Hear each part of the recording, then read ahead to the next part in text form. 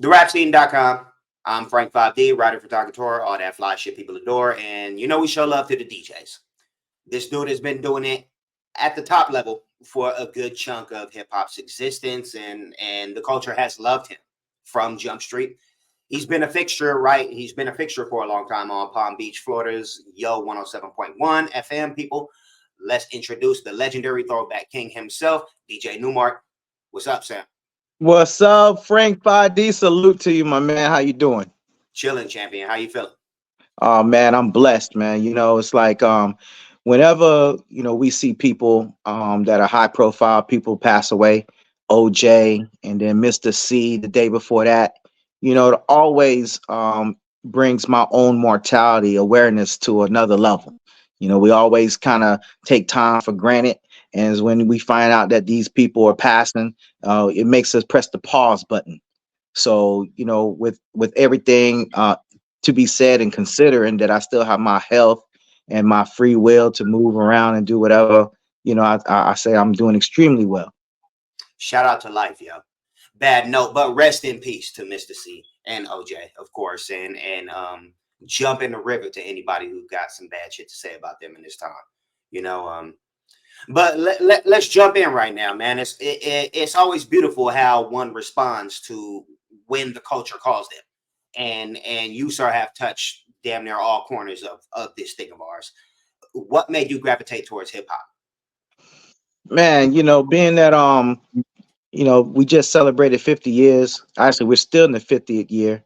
Um, and I'm 53 years old. I didn't really have a brother. I have a younger sister, but she's like 8 years younger. So hip hop, man, actually became like my uncle, my older brother, actually my younger brother, since I'm older than hip hop supposedly. But we know hip hop's been going on way longer than 50 years. Those pioneers just not getting their flowers. But for the sense of conversation, me growing up with hip hop, and the first thing that I wanted to be was a rapper, but I tried to rap. I seen your bars, man. Or should I say I heard your bars on previous interviews, man. And I couldn't put the words together like that. So then the next thing I saw was, breakers and b-boys, you know what I'm saying? And I couldn't really spin on my head and do all that. So I'm like, damn, all these people are performing in front of these crowds and the girls are going crazy, and I'm like, yo, how can I get a taste of that life, man? And I discovered, like, wait a minute, there's no DJs because, I mean, obviously it takes equipment and it takes the ability to transport stuff. And so I'm like, all right, well, rapping is pretty much cost free. To be a dancer is pretty much cost free. If you can get you some cardboard. So let me do something a little different that not everybody can do, and that was DJing, man. And I think I've always had that performance aspect of wanting to see people happy, and to know that I can aid to people being happy and partying. It was very addictive, man. And here we are, all these years, I still chase that feeling. I still chase it. That's what got me to hip hop. That's what's up. That feeling, and it's you feel it every time. Like it's just so amazing what this thing has done for us. Honestly, I can't thank you, hip hop. Right. And thank you, DJ Newmark, for doing one of the unsung aspects of hip hop. We got to show love to the DJs. They came before the wordsmiths. Thank you, sir. Thank you, appreciate it. You got your name from your first pair of turntables. The Newmarks. Would you have named yourself Technique if you'd have got some techniques, or Man, look, I would have named myself Fisher Price if that would have been the first set of turntables, man.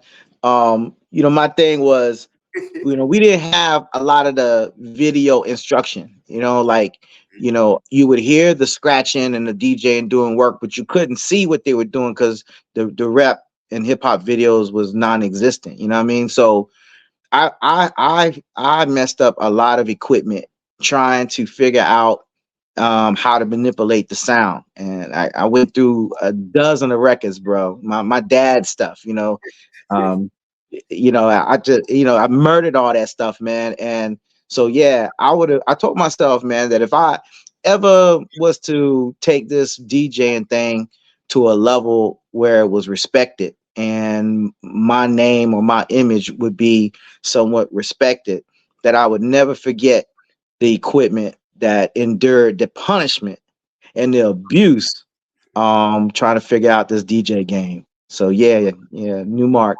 And I didn't want to get into no copyright stuff. So I spelled it Newmark.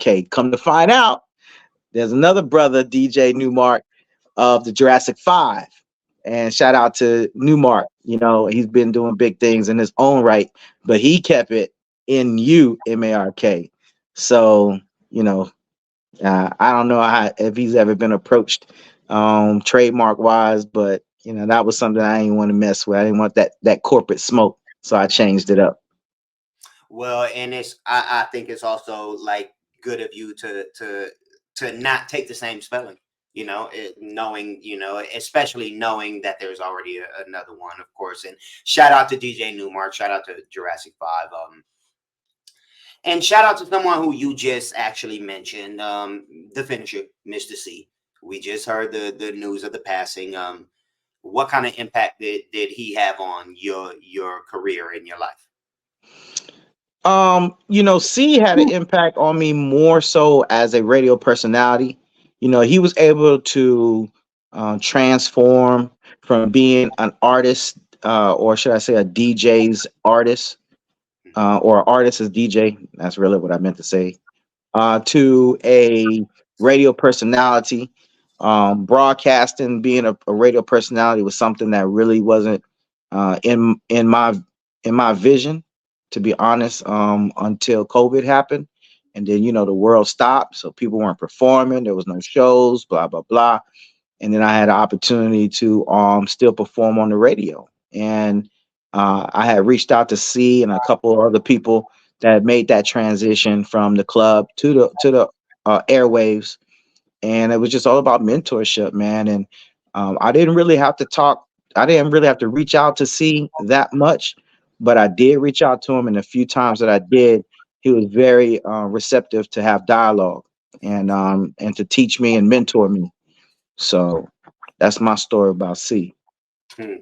That's what's up. And again, rest in peace to the legends. We've been losing a whole lot of them in these past couple years. K Slay, who was a friend of the rap scene. Now to Mr. C. Let's keep the legacy alive for sure. Yeah, no doubt, definitely. Can you give me your top five DJs? Oh wow. Everybody, Um, top five rappers. Can you give me your top five DJs, Mr. DJ? and you know, Frank 5D, man, with all of the different interviews that I've had, no one has asked me that question. I asked the hard hitting ones. Come on, let's go. You do. So, in no particular order. Now, these are DJs that personally shaped or motivated me. Not as for, I'm not speaking on behalf of what I believe their place is in the culture. All right, just want to make sure that that's straight. Got you. So, um, the first one I would say was whoever was DJing for Herbie Hancock, or if it was Herbie Hancock himself that got on the turntables for Rocket, Hmm. because that was one of the first songs that I could remember that featured the scratching sound. I just want to like start doing the robot. Just saying that. Like, okay, That joint right there, Frank 5D, it lit, or should I say it buried a seed that now the other DJs that I'm going to mention actually watered and cultivated the ground into the plant or tree that you see before you. Um, DJ Jazzy Jeff, um, the things that he did with the Fresh Prince, how he was cutting and scratching was just to me so revolutionary. Um, my you favorite know, joint. When we rock the house, there is no doubt that we're ready. Rock C. right. Right. Okay. Jam Master Jay. Rest in Jam peace. Master Jay.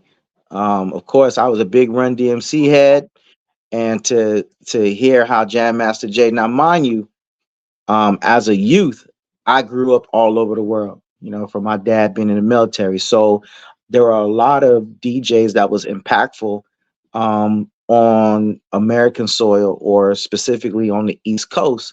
That with me being in Japan or me being in the Philippines, we didn't know about. But the Jam Master Jays, you know, I definitely knew about the Jazzy Jeffs. I definitely knew about. Here's another one that is not a household name. DJ Cheese. DJ. DJ Cheese. Shout out to Cheese. Um, you know, he was putting out some stuff, man. And I'm telling you, one of the beautiful things about being in the military, or should I say being a military brat, is that every military base, even though I might have been in Japan, guess what?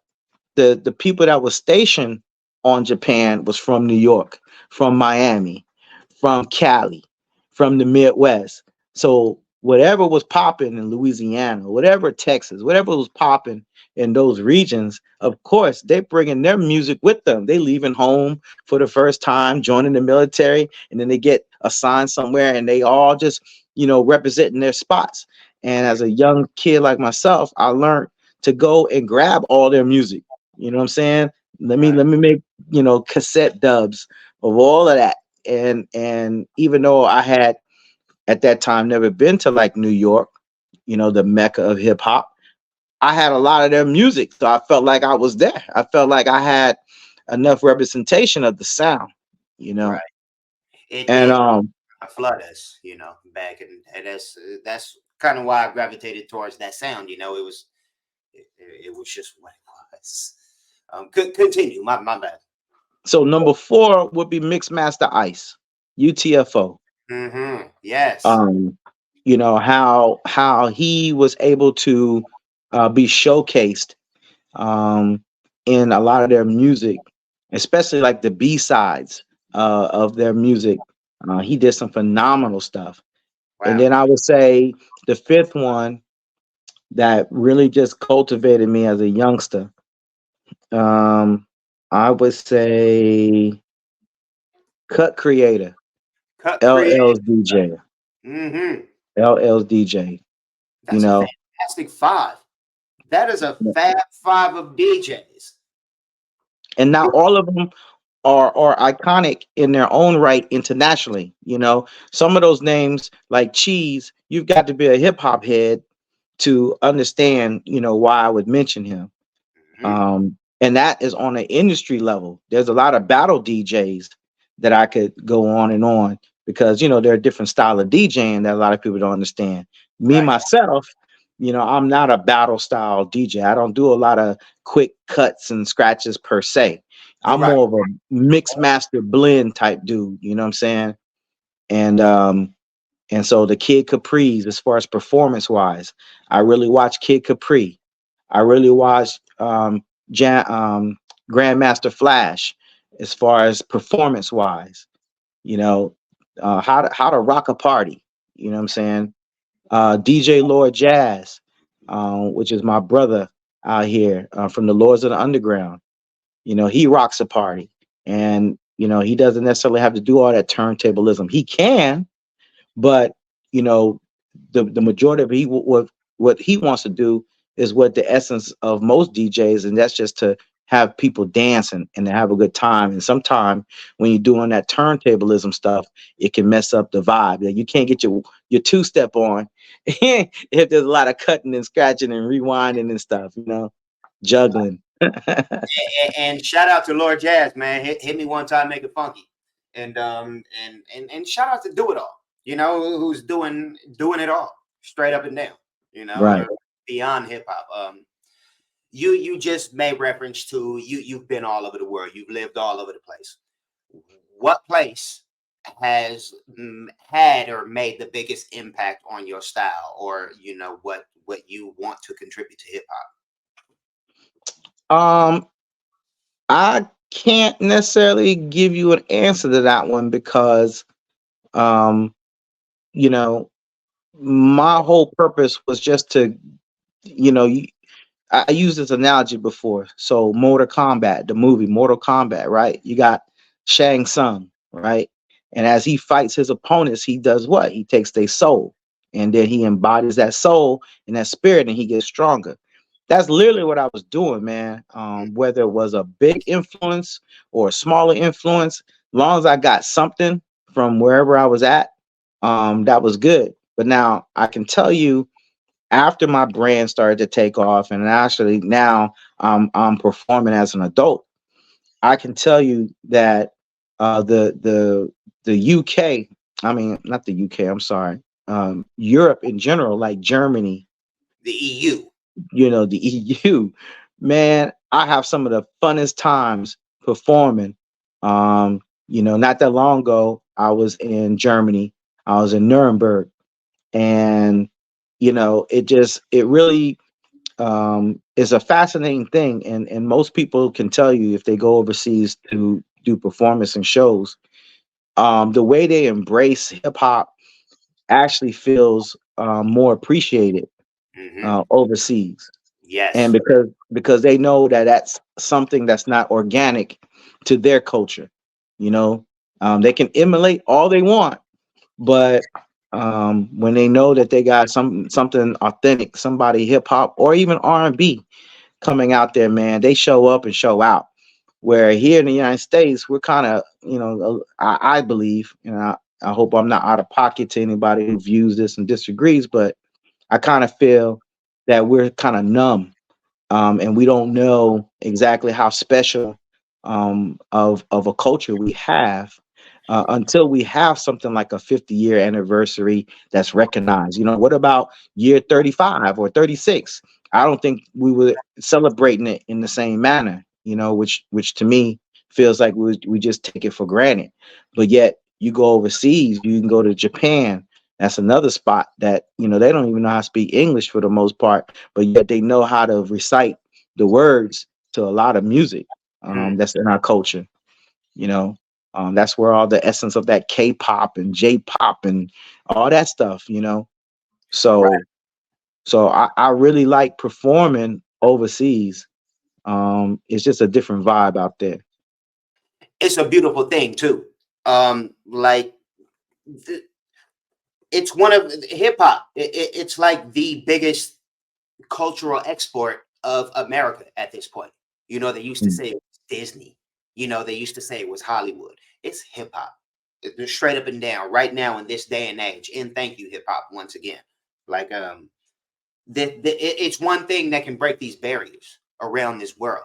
And for people who travel and people who have been around this thing, like, that saying, it's a small world. That's really a euphemism. That's really a Hmm. metaphorical euphemism for who you know and your network and your circle. This world is kind of fucking big, like straight up. And honestly, like try and walk to the next town wherever you're at. Like honestly, you'll find out really quick how big this world is. This world is not small. And for hip hop to make this kind of impact, for what you do, DJ Newmark, for what I do, Frank 5D, to resonate around this world, to people in India, to people in Japan, to people in the EU, it's just fucking beautiful. It's amazing. Um, Frank 5D, man, one thing that I kind of thought about as I was talking that I never really gave much merit to until now. So, again, in this conversation with you, brother, you draw out different things. Um, I think one of the reasons why we are received a little better overseas is because here in the States, man, hip hop is regional. You know what I'm saying? Every region has their own sound and vibe. And so if you are trying to play music outside of that region, they might vibe to it, but they're not going to fully embrace it, because of the biasness or prejudice. But yet when you go overseas, that is totally erased. All they know is rap or hip hop. They don't look at different region. They don't think about, oh, that's Cali music. Some cats in Cali don't want to listen to, New York shit, vice versa. And then you got the Miami cats who like that booty music, that freaknik music, don't want to listen to, Texas cats, and then you got the Midwest saying, "What about us?" And so it's like I think I just understood why overseas embrace the culture more. Hmm. I'm listening to the radio, to your mix, to your set. What do you want me to feel? Man, that was the craziest thing, man, that I'm not even sure after being on the radio 4 years that I've gotten past that. Hmm. I don't know what I want you to feel, to be quite honest with you, because DJing blindly, meaning you're not seeing the instant reaction of the audience.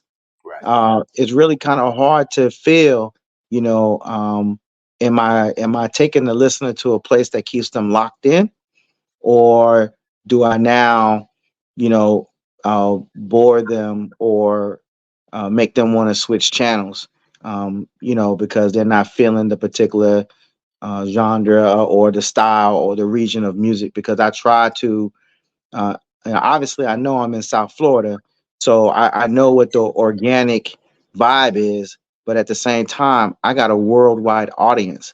I got people tap in from all over the world because we simulcast live through our website. So Hmm. not only are the people on their radio on their car stereos vibing, but all those people across the planet. So I keep that in mind, man, and I try to bounce. So what really ultimate my goal is to at least, if I can't bring back a certain vibe for you, I at least want to bring back some memories. I hope I play a song that you go, oh shit, like I ain't heard that in a minute. Because even though my radio station and my full 6 hours of the DJ Newmark experience is predominantly about throwbacks, I say those special gems, those songs that might not have been a gold record, um, or a platinum record. I try to say those for my mix shows. Hmm. And if I can give you 2 minutes, 3 minutes of something that you ain't heard in a while because it's not a traditional classic that's played commercially, that's what I'm hoping for. That you hear something and you go, man, I ain't heard that in a while, and man, that was back in the high school days or something, real crazy. Hopefully connected to a great memory. Straight up and down. I mean, that's why they call you the Throwback King. That's why you wear that crown. Thank you, this is Mr. DJ Newmark. I love it. Um, there's a divide in DJing, as you know, to what you have referred to and what you may call analog, as as far as compared to the new age. How do you feel about the controller DJ? Oh man, I'm not hating on technology one bit. Matter of fact, um, I actually believe that because of technology, yes, to a degree, DJing has gotten easier, but at the same time, it's gotten more complex. How fast people can go through different songs, by press of a button, and the wordplay aspect of how they can have different cue points and just hit these different buttons and to take them all throughout a song. Like, you couldn't do that, man, with turntables. Although I do not own a controller, um, I'm still on those techniques.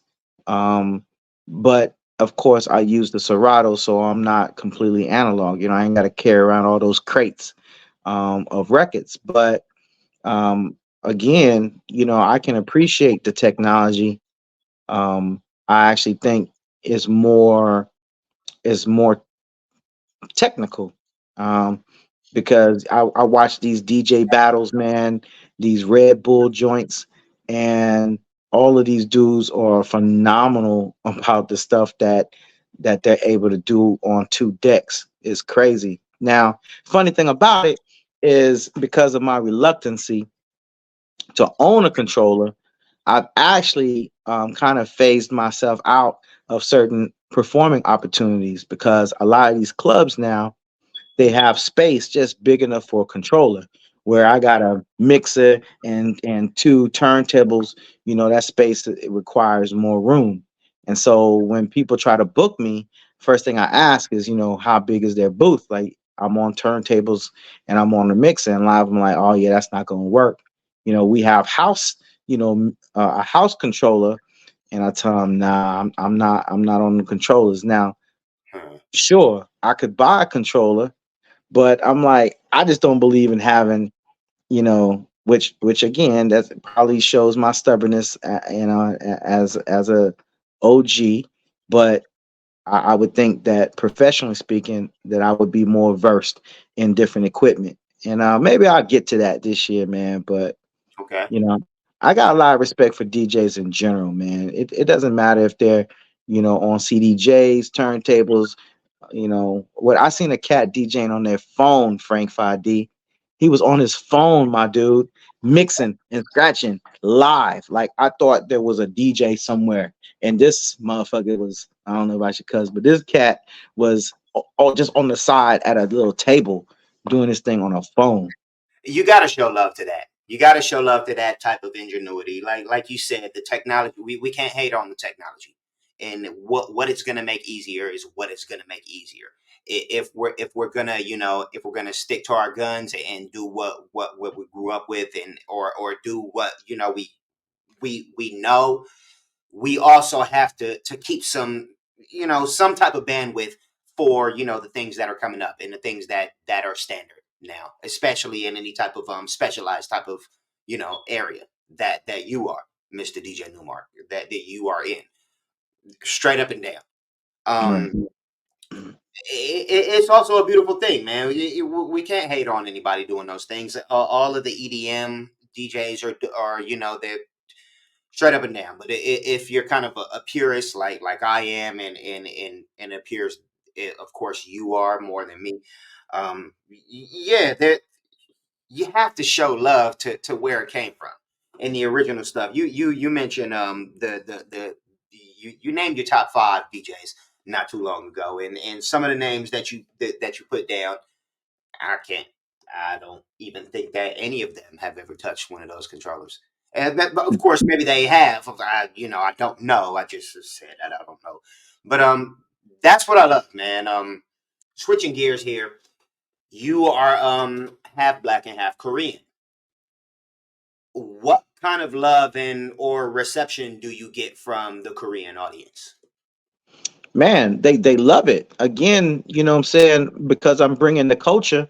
Every time I go, which I haven't went in a minute, they just love the music, man. They just get captured in the vibe, and like I said earlier, that's the experience that all places where I've gone overseas, man. I even DJ'd in Afghanistan for the troops, Tight. okay, and Thank you. and they was vibing, no problem, and they was vibing. So our hip hop culture is so rich, and it makes so much of an impression. People want to be like us. People emulate our style, our swag, Mm. our music, and so it's received everywhere, man. Much love to everybody. Straight up and down. I love to ask artists this, but I love to ask everybody this. Honestly, it's a hot topic of conversation that I haven't heard anybody else come up with. Shout out to me, Frank 5D. Where would where would hip hop have started if it didn't start in New York? Hmm. I think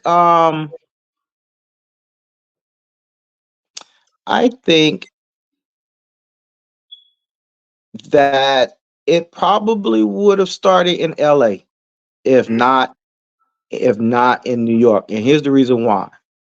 Because hip hop came on the heels of funk and disco, right? So off top, those were the two leading areas in our country that was driven by those two genres, by disco and funk. mm.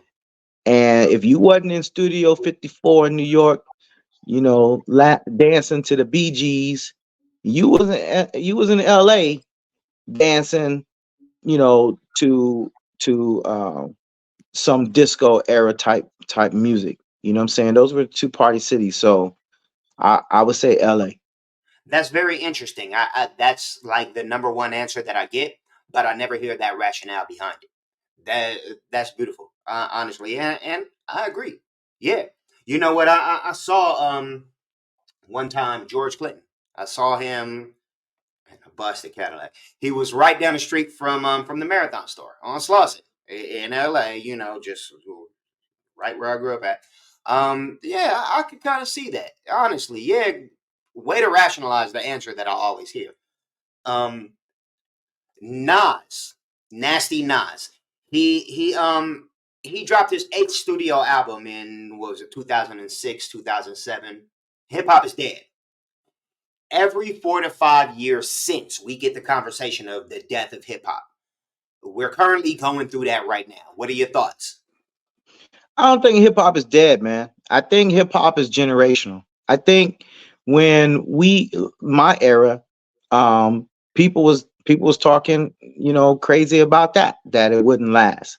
Mm-hmm. I think rock and roll went through the same thing when rock and roll started. Elvis, whatever, people was like, "Nah, that ain't gonna." He up here shaking his hips and his legs. That ain't gonna work.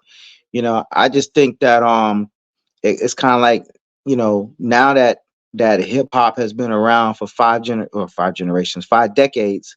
I think the conversation more is like sports. Every decade of basketball, for instance, people are going to have their hero. For me, I'm a Michael Jordan dude. My son after me would be a Kobe dude, and then my youngest is like LeBron.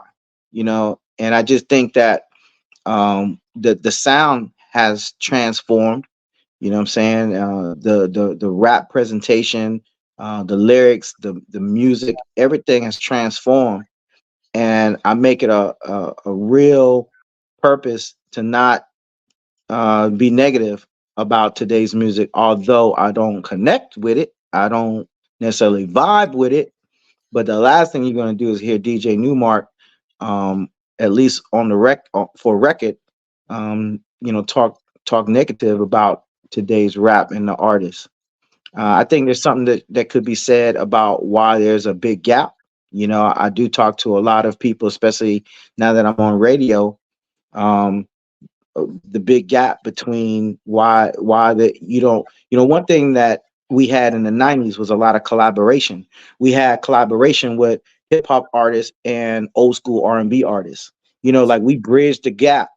Now you don't have that collaboration. You don't have a Busta Rhymes featuring Blueface or one of these cats. Kendrick, he tries, but you just don't see a full collabo with Kendrick Lamar, you Mm. know, with a legacy artist. And that's what I always say. There's legacy and then there's modern.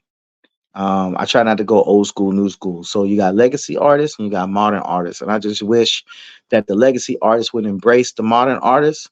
And I think I wish the modern artists would give flowers to the legacy artists. A lot of these modern artists could care less about the road and those who paved the road, to how they're able to be successful, because they have a totally different dependency as far as how their music and how their image and how their career is taken care of. Mm. Legacy soldiers needed cats like me, DJ, and especially if you was on the air, to get their music heard. Legacy soldiers were required to sign a lot of bullshit deals just to get on a record label so they can even have their stuff recorded and distributed.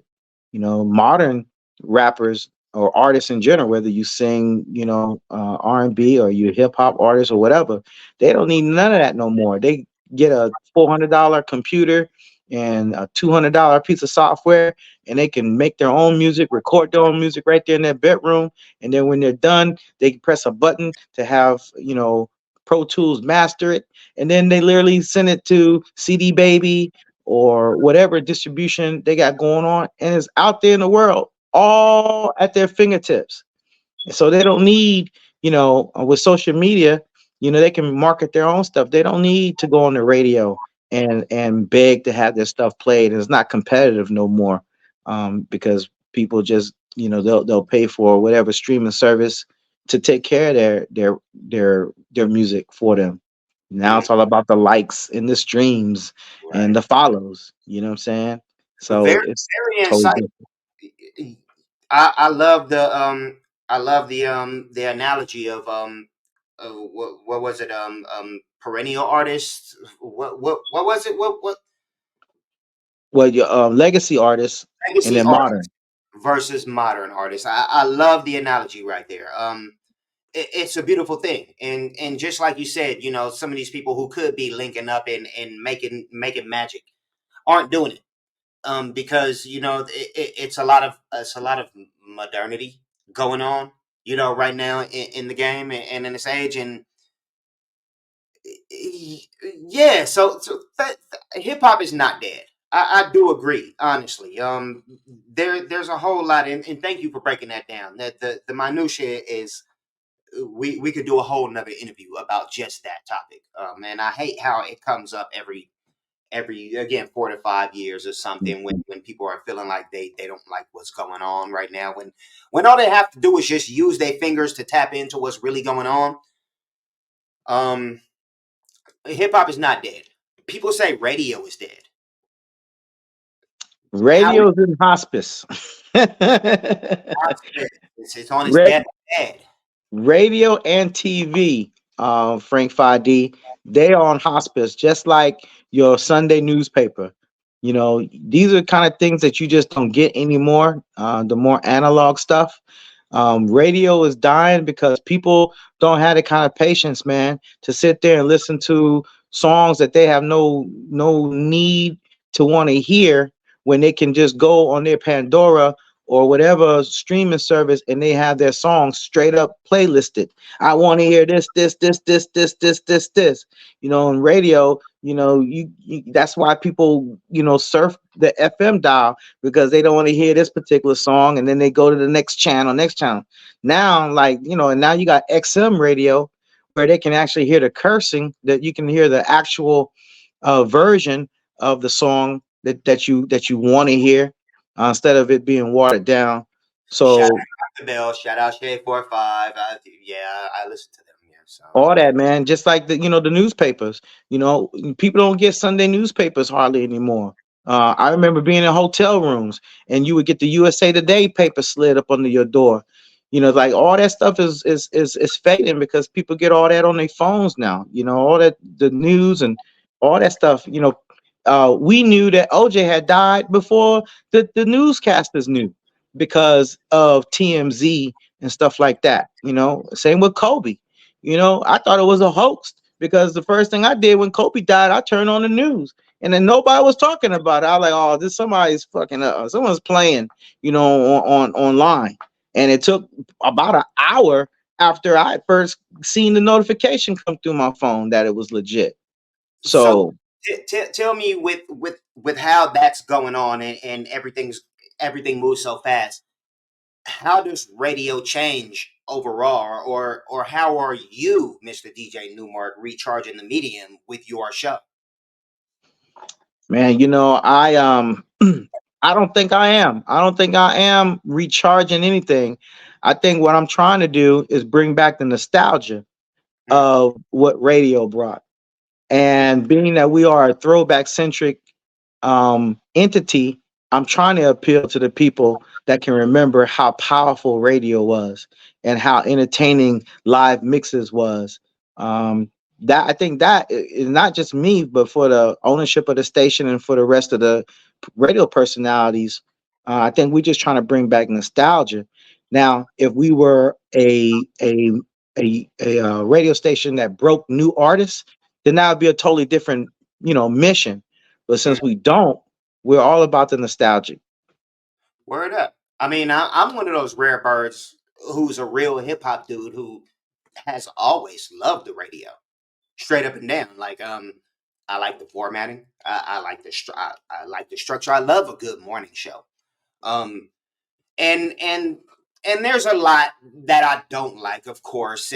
But you've said it's one of the best things that you've done for your career. Tell me more about that. Yeah, I mean, to know that I can reach out. The last figures that I got is that my show's the number one show on that station and within 150-mile radius. There are other throwback stations out there, but I average 27,000 listeners per hour. 27,000 listeners per hour, and that's combined between the FM dial and through the internet. And like I said earlier, we simulcast. So I think to me, man, to know that I have a bigger footprint and people engage with me online through my social medias and stuff, and they're tapping in from New Zealand, they're tapping in from Australia, and letting me know how they like the mix, or I do have commentary when I'm not during my mix show, and then people weigh in on different stuff and I'm talking about. Is the magnitude is undescribable to know the type of influence that I have. Keep it up. Do not stop doing what you're doing, DJ Newmark. Thank you for the throwback mixes. Thank you for what you're contributing to the culture. Thank you for bringing everything that you are doing, that you are bringing to hip hop, straight up and down. I Um, appreciate you, man. Salute to you. Hats off. Years and And, and, and you know what, Frank 5D, I would be remiss if I didn't give flowers to the rap scene for allowing this vehicle and this opportunity for you and I to meet and converse.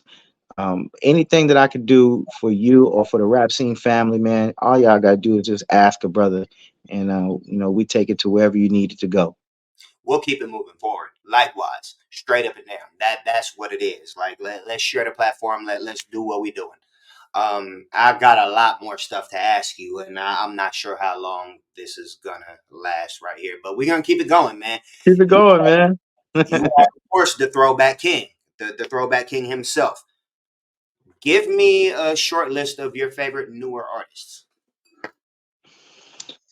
um Okay, so this is kind of interesting because, like I said, I'm not really connected to the newer artists. So the people I'm going to talk about may not technically fall into that.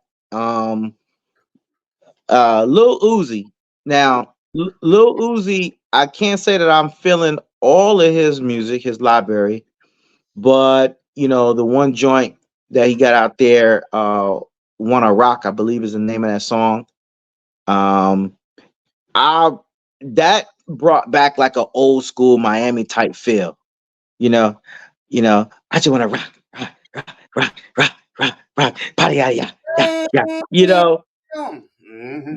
That right there, I was like, I was like, man, am I gonna have to stretch before I listen to the rest of this song, man? Because I might fuck around and pull something. But um, again, I gave Kendrick some props. I really do like Kendrick Lamar.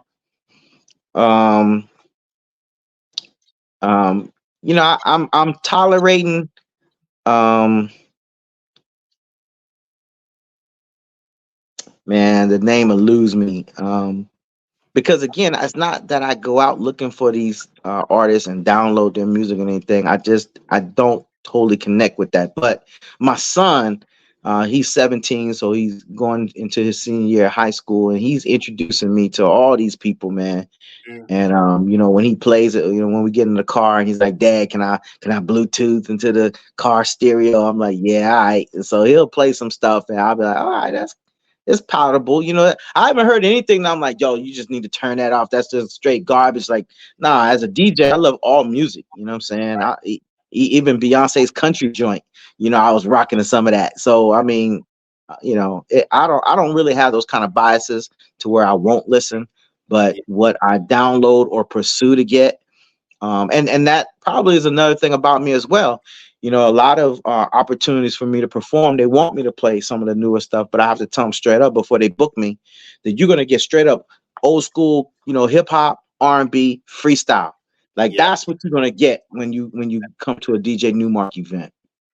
That's what's up, and you do have to listen to when the younger generation is telling you what to listen to, because they be knowing, but that does kind of it is a double edged sword because nowadays everybody is making music and who knows what anybody is gonna feel.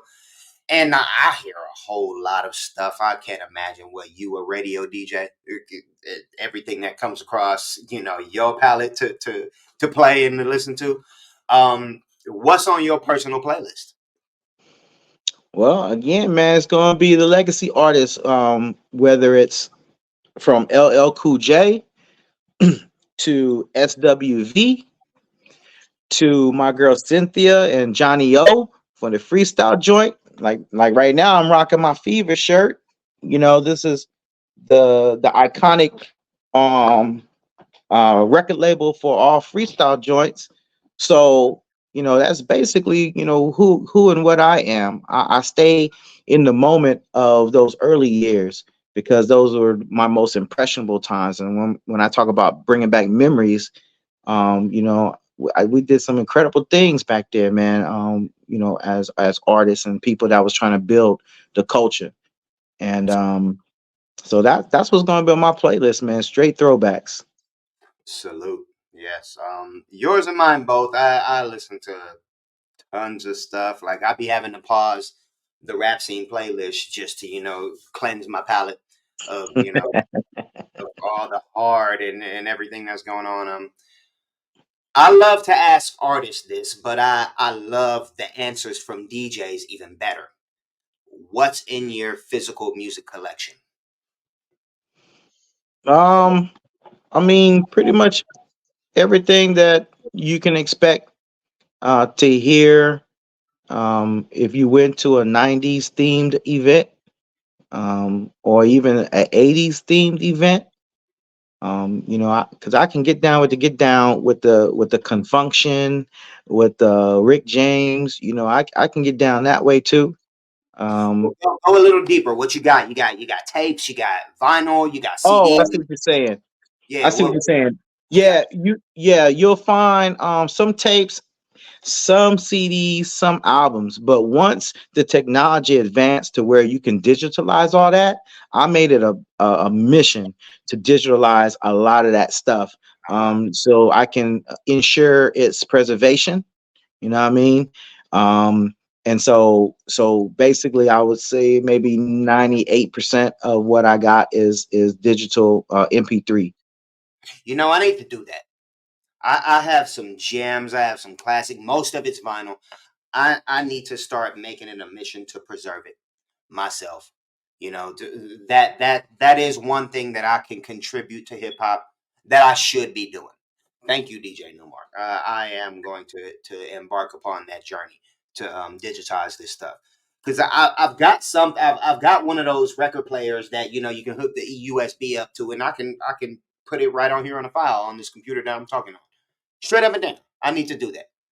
That's what I did, man. It was a process. Trust it. I mean, it was a process, but once I did that, man, I found a lot of my stress was relieved because when you're dealing with like wax, the last thing you want is to take something out and your record then got warped somehow. You know what I'm saying? Or you put in a cassette and just oxidation deteriorates the cassette tech the cassette tape, and you play it, and next thing you know it snaps or it gets tangled up, something like that, man. So I wanted to make sure that I took care of all that.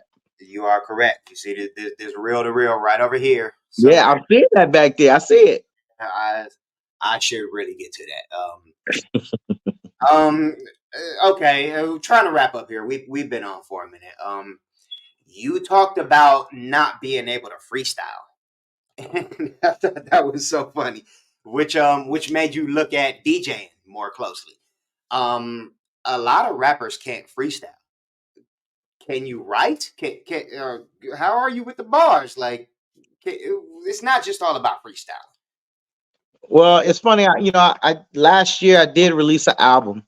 Actually, it's a double album. It has 19 joints on it, and it's on all major platforms. And the things that you hear me saying or some of the local artists, because they were all independent artists, I helped write to a degree. So I don't think that I could do a whole project by myself, especially now at this point in my life. I just don't have that desire. But back in the day, when the standard of being a lyricist wasn't to the bar of a Jay-Z or to a Pac or a Biggie, it was more like Sugar Hill Gang type shit, hip hop to the hibbit. I was one of the best writers when it came to that. But then when they started getting the dictionary and the thesaurus is out, man. Yeah, I faded out quick. That I mean, but I mean, we all got to find our place. Like I said earlier, like it's beautiful when this thing calls you, and how you answer to the call. It's I have a past in making music. I know how to DJ a little bit. But it seems like this is where I shine and I thrive. So that's what it's gonna be. And whether it's gonna do something or it's not, we're riding it to the grave. Honestly, until I might find another calling, until it calls me again. There I might just pick up a pen again and get on the mic. Who knows? Like, just however I feel that I can contribute, that's what I'm gonna do. And I hope you do the same. And I hope everybody who is watching this and listening does the same.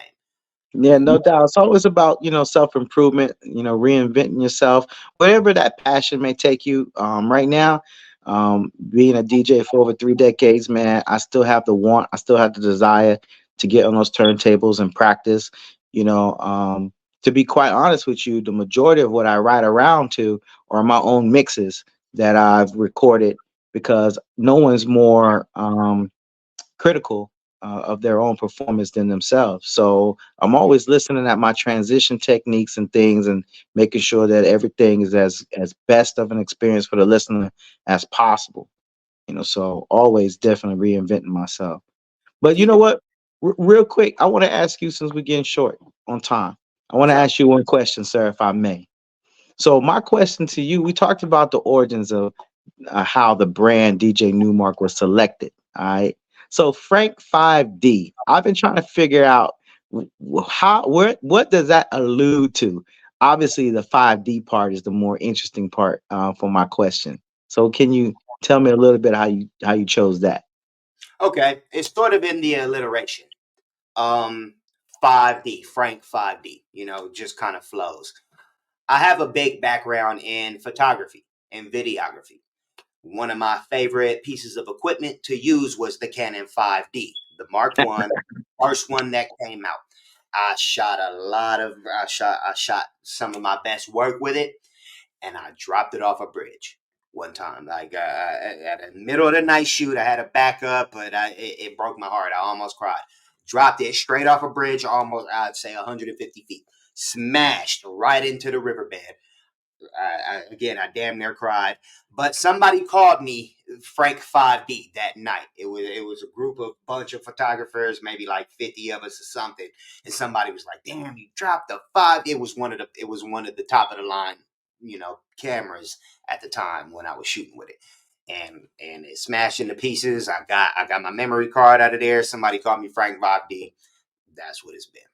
Yeah, I think that's dope how you and I have that similarity to a piece of equipment that we favored, perfecting our craft. You know what I'm saying? I honestly took akin to that when I heard about that. I had to let you tell the story, but of course I did my research. And yes, Well, salute to your videography and photography endeavors, man. Definitely. straight up and down. Thank you so very much. Again, you talk about the globalization of hip hop, and that it feels like that stems from your experience of living everywhere. And what I want to ask is, where would you say globally has the most love for hip hop?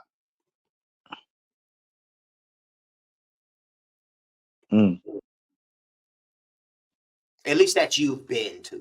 There's we all need to travel everywhere, but I and mean, you've been I to. guess it would have to be Europe. You know what I'm saying? Because it's the largest continent that has all those little countries connected to it.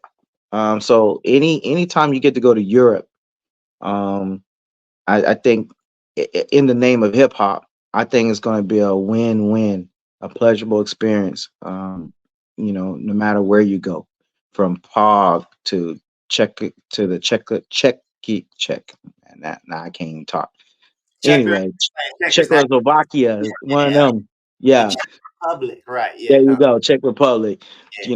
To Switzerland, to this all that, man. Poland, all that stuff, man. You literally can get on a train and go to all these countries and perform, and they're gonna show you the same amount of love, man. Mhm. No matter where you go. Spanning Europe. That's Yeah. what artists. Make sure you got your European audience. on deck, because them the ones that's gonna show you love. You know. It's funny because on Spotify, since I dropped my album, I can actually see who's listening to my music most. And last time I checked, which was a couple months ago, man, the UK actually led in people listening to me. And then the second, believe it or not, which blew my mind, I was laughing. Well, I was laughing not for the obvious reason, but I was really intrigued. It was it was damn, the place that Russia trying to invade. Ukraine. Ukraine. Thank you. Thank you. The Ukraine. And I'm like, yo, what are they doing? Like before they fight, they listening to DJ Newmark, man. And I mean because again that area out out listened the United States. Hmm. And I'm right here in Florida. Like how are they listening to DJ Newmark more than the people here? It was crazy to me. And they're getting invaded at the same time. So yeah. That is what's up, man. I mean, depending on how you feel about geopolitics, the globalization of hip hop can be a great thing, but it can also be a bad thing. What in your opinion, DJ Newmark, again, trying to wrap this up, what is your opinion of the importance of the DJ moving forward? Well, I mean, I just think that DJs have a responsibility to share music. I think, you know, um, sometimes DJs can get kind of stingy, man, and they don't want to share music, and I don't understand why that would be because we are the connectors of the different regions. The artists themselves may not have that kind of reach, but we as DJs, whether we're performing in a club or we performing for the masses on the airwaves, I think we have that responsibility to share music. And you'd be surprised how many people I've asked for certain music from, and they, respectfully decline. They won't tell me in my face. They'll be like, "Yeah, I get it to you," and they never get it to me. And to me, I look at it as the polite way of saying no. You Okay. know, but if that's their prerogative, man. But that to answer your question, I think DJs need to share music and take artists' music to places where they would never imagine or let alone step foot in, and we're the vehicle to do that. I would add to that. It also does depend on what music you're sharing, and not just between DJs, between everybody, because the ease of it all now is the reason why we have all this bullshit out here. Um, like how would you feel, DJ Newmark, of how would you feel breaking an AI artist? Um, I mean that's a kind of interesting one because then that would probably lean towards the way that hip hop and rap sounds. I don't see them having an AI to come out with a style of the legacy artists. Okay. Um, but I will tell you the DOC. As you know, he lost his voice in a tragic car accident, and there's a project right now where he's hooking up with a AI company that will allow him to release new music under his voice likeness. And I can't wait for that to come out. I would totally support that type of situation. But for just a new artist that was bioengineered, I don't know if I could get with that. Because again, my heart of who I am is more legacy. Hmm. Dude, so it's obvious that an a bot could never do what DJ Newmark does. Oh, I'm not gonna say that, man. That's I would say that every performer, rapper, DJ, they have certain nuances that just can't be replicated by other people or other things. And so, for me to say that AI could never, that word never, that's absolutes. And I don't like talking in absolutes because nothing is absolute. Um, you even hear about AI with these scams, man, calling people under the voice of a loved one saying, "Help me." Like you look on your phone and you see DJ Newmark and you're like, "Yeah, we just talked." And you hear me talking about, "Yo, Frank 5D, man, I'm in trouble. I need you." Like, and you hear my voice, but it wasn't even me. So that AI shit is scary, bro. So I'm never gonna say never. Hmm. What would it take any certain criteria for you to actually break an AI artist, or for you to get behind one and push it like that? Yeah, it would be a situation like I just described with with DLC. Mm, He's still writing and he's still producing. Now, if he could just type in his lyrics and have the AI regenerate his voice and his tempo and all that, hell yeah, I get behind that 1,000%. that's a beautiful thing. That's what I like to hear. Because it's taken over. A lot of what we do, this creative space, it's infiltrating it at an alarming rate. So it's just beautiful to be able to keep that human connection, and to be able to know how to do the technical things that a machine will not be able to replicate. You know, it's just fucking insane that we are actually having this question, that we It's are crazy. actually having this conversation. Yeah, it really is crazy. Switching gears, of course. We've been on for a minute again. You are a longtime fan and got to become an Oakland Raider. How was that? Beautiful. Being with Raider Nation, man, that was like definitely the highlight because again, I was a fan and I was sporting the silver and black, and to have opportunity to rep the silver and black as a DJ, which is my love. It's like you pick your favorite artist, and for whatever reason, they ask you to do whatever you do for them. So whether it was photography, they'd ask you to go on tour with them because they know you take quality pictures. It's like, damn, I was already a fan, and now I get to do my passion with this guy, like Wow. or girl, or whatever. So yeah, it was a match made in heaven, man. It was, the best, 3 seasons, man, of my of my fandom and as my professional career. Beautiful. If you could do the same thing for any other NFL team, who would it be? It wouldn't, man. I'm a Oakland Raider, man. I'm a Oakland Raider. I'm not even a Las Vegas Raider. I'm a Oakland Raider. I Oakland haven't Raider. been to Vegas to see a game yet, Not and even a Los Angeles Raider. You are Oakland Raider. I'm a Oakland Raider. I'm a Oakland Raider, you know. We ain't never gonna hate on that.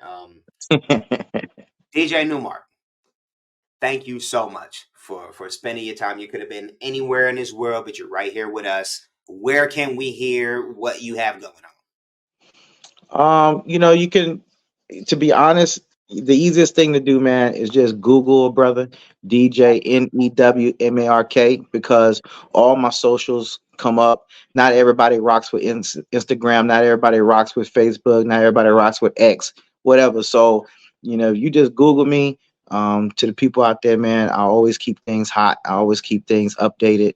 I can tell you though that the Instagram platform is the one that I actually monitor. My team monitors the other one. So if you really want to get to Newmark, you'll go through IG. But Important to make a distinction of, because the rap scene is the same way. If you hit this platform, you're not going to be talking to me. If you hit this platform, you might be talking to me, straight up and down. What's coming next for DJ Newmark? man, I don't want to name the artists because we haven't signed on contracts yet, but I Name can the tell artist. you Give us a hint. I'm looking at going overseas. I could tell you I'm looking at a Switzerland tour. I'm looking at a Germany tour, and I'm looking at I think no, I don't think Poland is in it, but France is in it. Um, and hopefully that situation, because I'm working with a new booking agent, hopefully that goes well to where I can then take a tour in Japan and Guam. I think they said were the other ones. So I Okay. really don't have no shows in the continental United States lined up at the moment, but I'm getting really close to signing those contracts for that overseas tour. And we can hear you every day. Where? On if you within the South Florida area on 107.1. For everybody else out there, www.yopalmbeach.com. Yopalmbeach.com. I'm on every day, 7 days a week, from 3 to 9 p.m. Eastern Standard Time. And the quick mixes Monday through Friday at 5:30, and on the weekends for 1 hour at 6 o'clock. Keep doing what you're doing. We love it, Throwback King. Excellence, perfection. Thank you again. Hats off. Three cheers. Three cheers. Yeah, that's what it is. Is there anything else you want to tell to the current and future fans? Nah, man, just again, for everybody who's tapped in because of the rap scene's influence, I give respect and homage for them allowing this type of platform to be noticed and recognized. Frank 5D, give you your flowers. A great host, great interviewer. I'm going to hit you up on Instagram. I'm going to follow you. I don't follow too many people, but you're definitely one that I'm going to follow, and I do it respectfully because you are professional. And now that we've met through this space, man, you come to South Florida, I got you. Let me know you down. I got you. Today, a DJ saved my life, y'all. I don't know. I don't know how else to put it. I am Frank 5D for the rapscene.com, writer, photographer, all that fly shit people adore. People, please check in with DJ Newmark. Everything he has going, 107.1 in South Florida. Let's keep it moving. Everybody, thank you. Positive energy activates constant elevation. Peace, DJ Newmark. We on and popping. Salute.